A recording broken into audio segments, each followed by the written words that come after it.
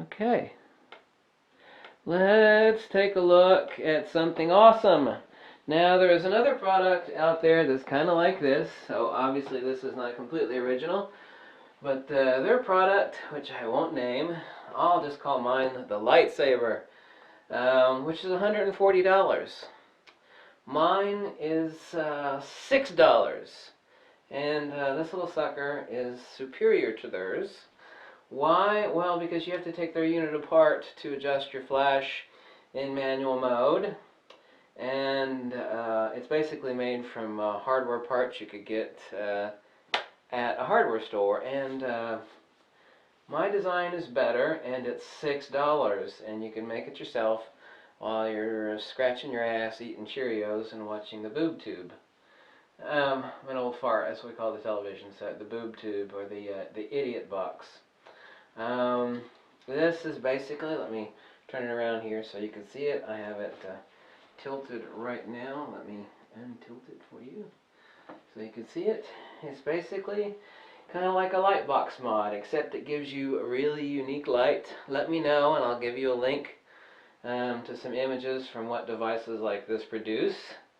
I'm not going to name the other product. You know, everybody's going to make a buck, but I got a couple of these, and this is actually really lightweight, and you're only looking at some simplex stuff that you already have, assuming you have a flash cable. You can see I've got Velcro back here with a SC17, a flash cable, and a wireless trigger. Now see, theirs you actually have to take apart to adjust the flash output. Whereas mine has a neat little trap. The only reason this trap door here is in low light situations to keep light leaks from coming out and possibly ruining the image. So you just raise this and you increase your power output right there. Oh my god, that's really difficult, isn't it? So wireless trigger, I use this great distances. It's great for outdoors because it doesn't catch any wind. And amazing, huh? And all of this can be mounted. It's got a 1/4-inch screw, so you can, like an ideal thing, you've got a nice beam of diffuse softbox light.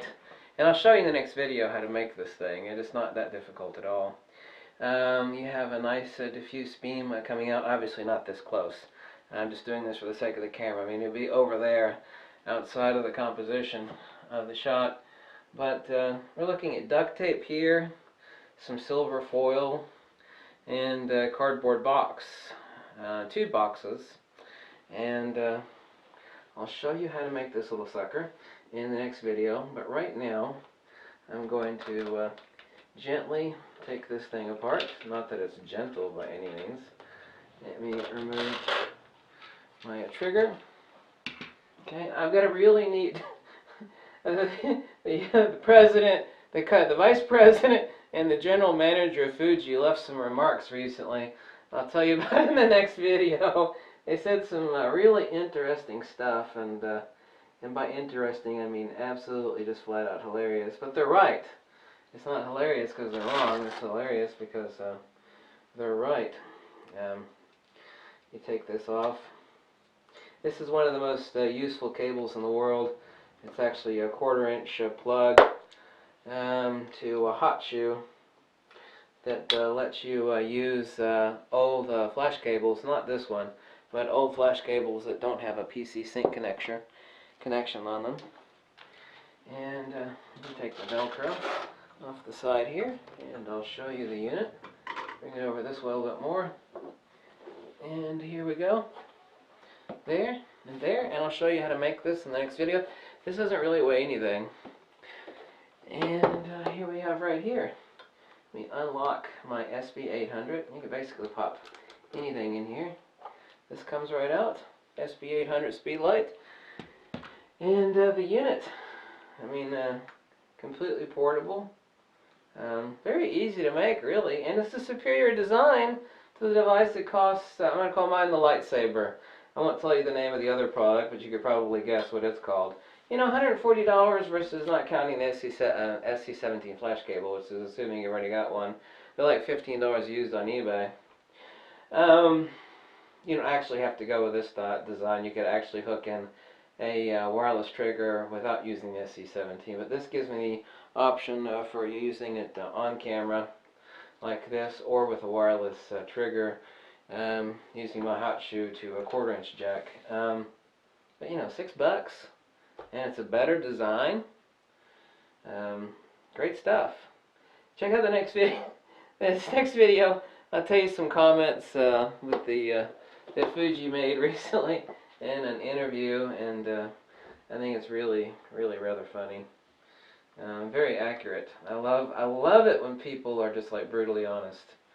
You know, kind of like when someone calls me a fat, bald, tattooed loser or something like that. But that's generally accurate, not entirely accurate, but you know.